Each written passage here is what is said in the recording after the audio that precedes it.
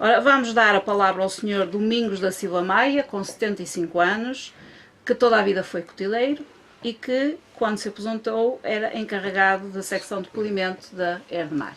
Sr. Domingos, vai-nos falar da história da sua vida. A história da minha vida, portanto, começando pela árvore familiar que foi o meu pai que foi trabalhador da Manuel Marques Herdeiros dos anos 1911 até 1930. Depois dessa data, em 1930, ele, portanto, saiu e formou ele com outro trabalhador e começaram a trabalhar por sua conta. Passados 4 anos, como eram obrigados a ser inscritos na Caixa Sindical de Previdência, e ele não estava, teve que ser agregado noutra firma, que foi a firma Carvalho de Sande. Depois dessa firma, emigrou para a França 1 ano, esteve imigrado, mas foi e voltou outra vez, e voltou portanto, a continuar a fabricar as cotelarias. Portanto, cotelarias essas que na altura os coteleiros só faziam garfos e facas, não faziam colheres. A colher era de alumínio, era fabricada em alumínio. Portanto, os coteleiros eram só garfos e facas. Mesmo nas fábricas de cotelarias, só se faziam as facas, porque os garfos eram outras pequenas oficinas que os faziam. Portanto, eles compravam os garfos a esses senhores, metiam os cabos e depois é que vendiam os garfos e as facas. Depois dessa data, portanto, iniciou-se a fabricação de facas, katanas, veio o inox, portanto o inox que ainda não existia, que existe após os anos 45, 50, começou o inox a aparecer. Nessa altura, portanto, os meus pais, o meu pai, nós na oficina já éramos bastantes. Mas voltando para trás, o meu trabalho iniciou-se, eu disse que aos 4 anos que não andava na brincadeira. E é verdade que eu vou-lhes mostrar o trabalho que é que eu fazia. Ou os miúdos de lá do lugar, iam para a minha beira ajudar-me a fazê-lo.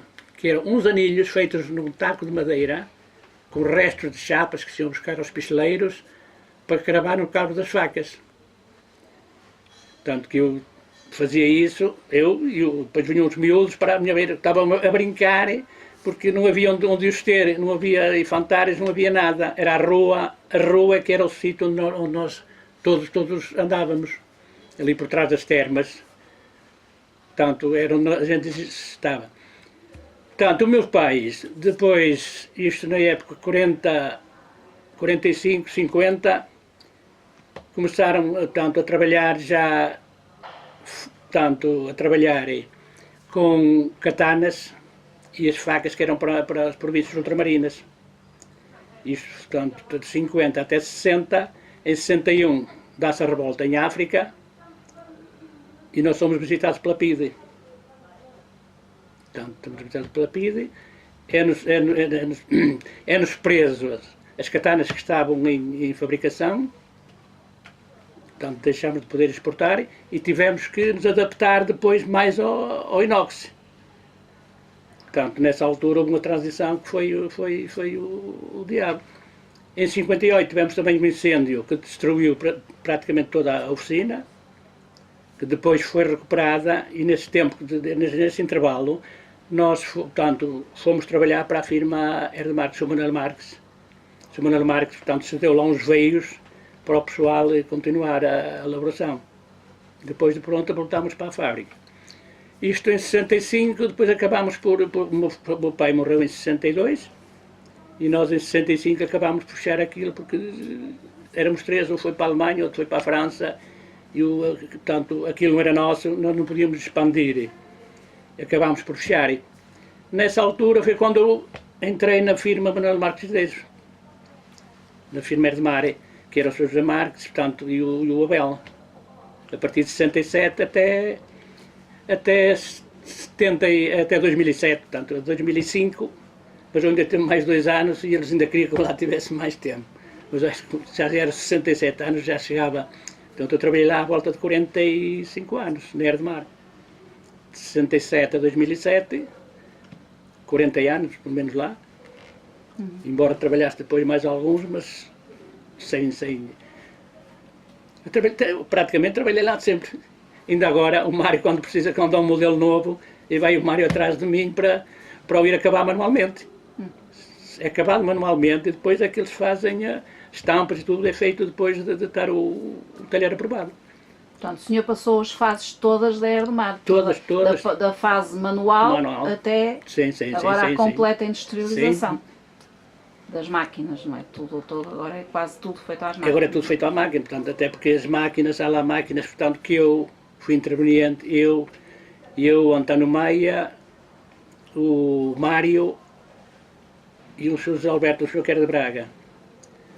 Portanto, nós fomos primeiro à Espanha ver um conjunto de máquinas que na altura já custava 160 mil contos, isto em 91. Fomos ver lá à Espanha, a Bilbao, e chegámos lá e, portanto, vimos as máquinas e as marcas chamou-nos, como é? Compro, mas vocês prometem-me que não me deixam. Nessa altura pediu, não me deixam. Então, e lá ficámos todos. Em 2001 eu fui com o Mário para a Alemanha, andámos por Solingen, fomos à República Checa ver umas máquinas e chegámos à conclusão, quando lá chegámos, que ele disseram, portanto, os fabricantes das máquinas na Alemanha, que eram melhores que as que ele tinham ali. Chegámos lá, eram piores. Não faziam aquilo que a gente queria que fizesse. Voltámos para cá, elaborámos o projeto das máquinas, portanto, como é que queríamos, qual a pressão que queríamos, os discos que queríamos meter, tudo para aquilo que a gente queria, que era para as facas. Depois fomos à Alemanha, ele compraram as máquinas, fomos à Alemanha testar as máquinas. Eu estive lá 8 dias a trabalhar com elas. Eles, quando viram a fumaceira que aquilo fazia, ficaram... Pá, que vai se incendiar tudo, sem aspiração nem nada, o fumo, que aquilo com muita pressão, faz muito fumo os discos. E a partir daí, portanto, eu tive sempre no Erdomar até me vir embora. E continuo lá, praticamente eu continuo lá. Então, o Mário está sempre a chatear, hoje me telefonou, hoje quero ficar bem, hoje não posso, de manhã fui para Guimarães para uma consulta. À tarde tenho que ir falar com a doutora Teresa e depois tenho que ir para a fisioterapia, portanto está sempre todo muito ocupado. E aprendizagem? Há alguns alunos... A aprendizagem agora é feita já depois deles ir do ciclo, já mais velhos. Já vão as pessoas que vão para lá para aprender, portanto já tenho uma certa idade, portanto 18, já é a partir dos 18. Sim, porque a aprendizagem que se fazia antigamente, hoje não é feita. Porque antigamente nós éramos obrigados a aprender, íamos para a beira de um trabalhador e ele fazia portanto, um trabalho e a seguir dizia, tu vais fazer este.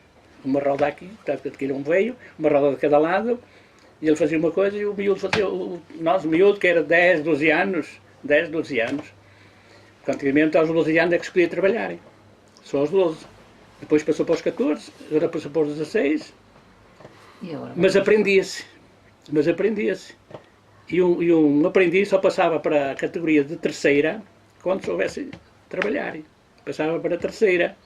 Só entrava para a segunda quando soubesse trabalhar bem e houvesse uma vaga naquele grupo.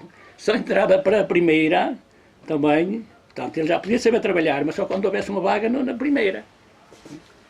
Portanto, é diferente de agora. Naquela altura, a pessoa que fosse trabalhar já sabia trabalhar. Quando chegasse à primeira categoria já sabia trabalhar. Eram mais bem remunerados, portanto havia os valores. Portanto, já tinha passado por todos os postos. Sim. Já sabia. Agora a aprendizagem na indústria pecuária não há. Há aprendizagem, mas é a aprendizagem já de adultos. E praticamente na Erdomar tem sido entrar já pessoas já para cima dos 20 anos. Pronto. Muito obrigada, Sr. Domingos.